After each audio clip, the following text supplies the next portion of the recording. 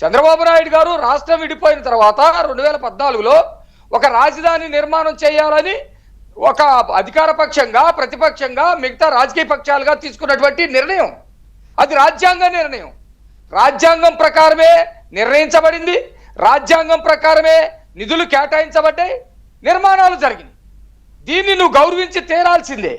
నువ్వు గౌరవించకుండా రాజకీయపరమైనటువంటి నీ నిర్ణయం వల్ల రాజ్యాంగ వ్యవస్థకి సవాలు ఇచ్చారు.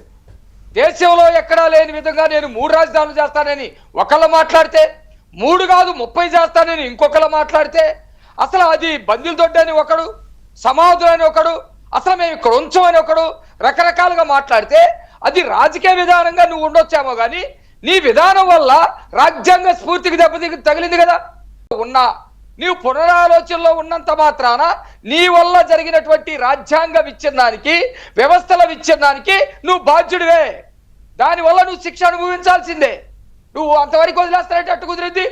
అక్కడ అనేకమైనటువంటి కోట్ల రూపాయలు విలువ చేసేటువంటి సామాన్లు మొత్తం కూడా ఇదైపోయినటువంటి పరిస్థితి ఉంది. కాబట్టి నీ ఒకటి. రెండో విషయం, నీ విధానాన్ని ప్రజలు తిరస్కరించారు. ఒకవేళ నువ్వు మళ్ళీ ఇంకొక నేను ఒక రాజధానికే కట్టుబడి ఉన్నాను, భారత రాజ్యాంగ స్ఫూర్తికి కట్టుబడి ఉన్నాను, అన్ని రాష్ట్రాల్లో ఒకటే రాజధాని ఉంది, అది కూడా అమరావతికి కట్టుబడి ఉన్నానన్నా కూడా నిన్ను నమ్మేటువంటి పరిస్థితి లేరు. ఎవరు నమ్ముతారు? అంటే అధికారం లేకపోతే ఒక మాట, అధికారం ఉంటే ఒక మాట అని చెప్పేసి మాట్లాడితే వింటారా? విననటువంటి పరిస్థితి ఉంటది. అట్లాగే బొత్స సత్యనారాయణ ఇంకొక మాట అన్నాడు, తప్పు కనుక చేస్తే శిక్షకు అర్హులే. ఎస్, మీరు చేసినటువంటి తప్పులకి శిక్షలు ఉంటాయి. ప్రజలందరూ కూడా జగన్మోహన్ రెడ్డికి తీవ్రంగా చాలా వేగంగా శిక్ష పడాలని కోరుకుంటున్నారు.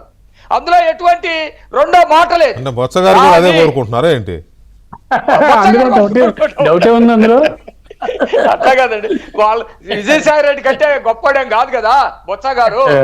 బొత్స గారు విజయసాయి రెడ్డి కంటే 4 ఆకులు ముందు వీళ్ళ ఫ్యామిలీని తిట్టినట్టు వాళ్ళే కదా, విజయమ్మని తిట్టినటువంటి వాడే కదా, జగన్మోహన్ రెడ్డిని తిట్టినటువంటి వాడే కదా. కాకపోతే ఇప్పుడు ఎమ్మెల్సీ ఉంది కాబట్టి ఏదో కొంత నడుస్తూ ఉన్నాడు.